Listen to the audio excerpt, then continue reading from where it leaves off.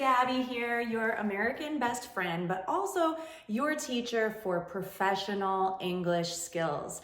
Today, I'm going to share 20 of the most useful phrases, idioms that you will definitely hear in everyday conversation and professional conversations, and you need to know how to use them. So let's jump in. The first one, I'm down. If you're making plans with an American, you'll probably hear this as a response. So what does it mean if someone tells you, I'm down? If you ask, hey, do you want to go get a cup of coffee with me? And they say, I'm down. What does this mean? It doesn't mean they're sad, like to feel down. That's another use of the word down. To be down, to say I'm down, means yes, I agree. I would like to do that. So brunch on Sunday? Yeah, I'm down. This is casual, so don't use this in a very formal or professional situation. But for your friends and in everyday conversation, it is very useful. So what would you be down for? Tell me in the comments. Would you be down to go out for sushi or a road trip? How about learning another idiom? Would you be down for that? Tell me yes in the comments.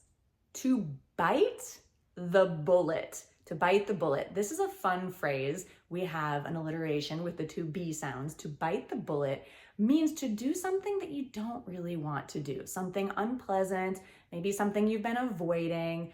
For example, I need to bite the bullet and finish my taxes. I don't think anyone enjoys doing taxes, so I think we can all use this phrase when we're talking about getting our taxes done. Just bite the bullet and do it. So use this phrase to bite the bullet at work when you're talking about making a presentation or a medical appointment. What's something else that maybe you don't really want to do that you just need to push yourself and do it? Let me know. And I'm asking you to make your own examples because this will help you to remember these phrases when you use them in your own creative sentences. It doesn't have to be a real example. You can just make it up. Another idiom you need to know if someone invites you to do something or maybe offers you something like food or a drink.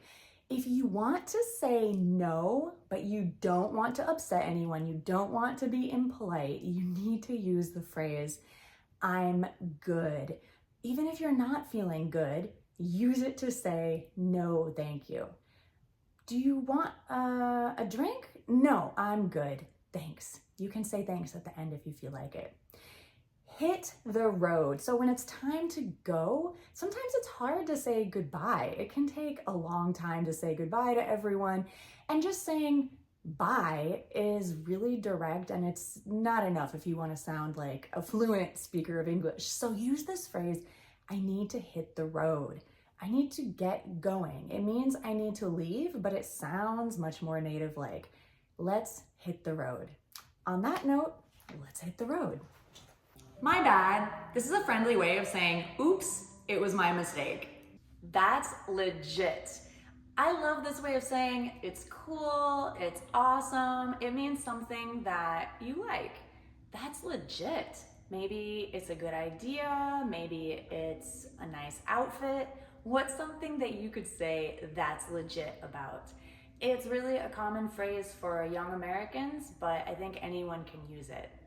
That's wild is a way to express your surprise about a situation.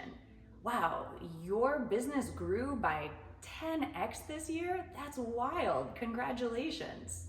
Shoot the breeze. You often hear this when people want to hang out, relax, have a friendly conversation. Hey, let's go grab a coffee and shoot the breeze.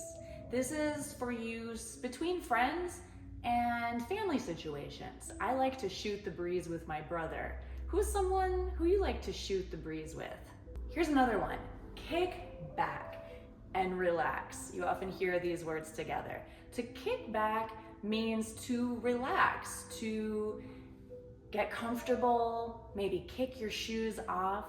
So after work, I'm going to kick back and relax, maybe make a cup of tea. How do you like to kick back and relax? All right, let's cut to the chase. This is very common to hear in meetings when things are taking a long time and we want to get things done. You know, Americans love to get to the point. We love to be direct. So you might hear this phrase in a meeting, let's cut to the chase. Similarly, if you want to get a project started and you want to show your enthusiasm for that, say, let's get the ball rolling. This is different than let's cut to the chase because let's cut to the chase is more about if you're discussing an idea or negotiating something, like let's cut to the chase. What is the final price, the lowest price that you'll accept if you're negotiating?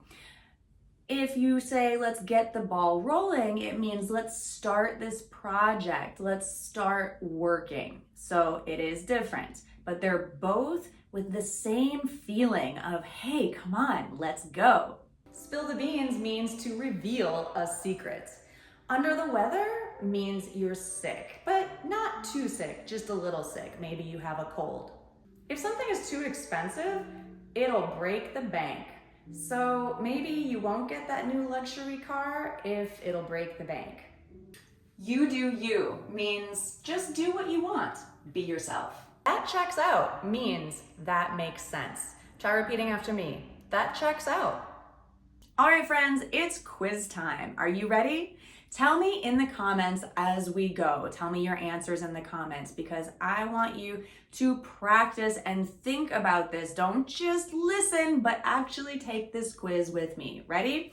If you say, I'm down, does it mean A, I'm sad, B, yes, I agree, or C, I'm going downstairs? If you said B, you agree, you are correct. Which idiom means very easy? Hit the road, break the bank, or piece of cake? If you said piece of cake, you are correct. If someone is under the weather, how do they feel? Happy, sick, or hungry? Correct answer is sick. Now, which idiom means to start something? To kick back, to shoot the breeze, or to get the ball rolling? If you said to get the ball rolling, you are correct. What does the idiom to throw someone under the bus mean?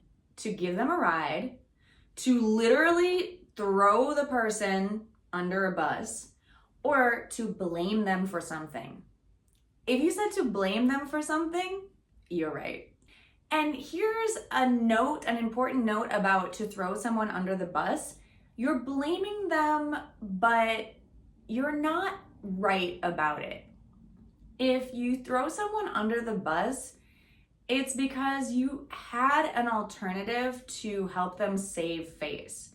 Now, if someone is really, really wrong about something, you're not throwing them under the bus by calling them out or saying they're wrong.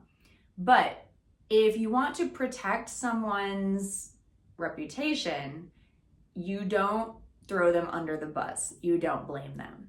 Does that make sense? Let me know in the comments if you have questions or if you want to try your own examples and I can take a look and give you feedback, give you corrections in the comments.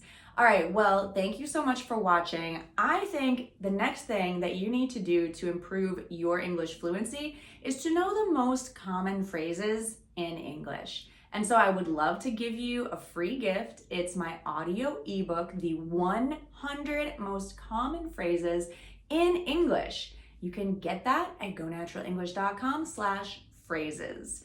It's totally free and it's a really fun, quick way to understand the most commonly used phrases in English. I think it'll help your listening skills, your speaking skills, and your overall fluency and confidence. So there's nothing to lose. Try it out. gonaturalenglish.com/phrases.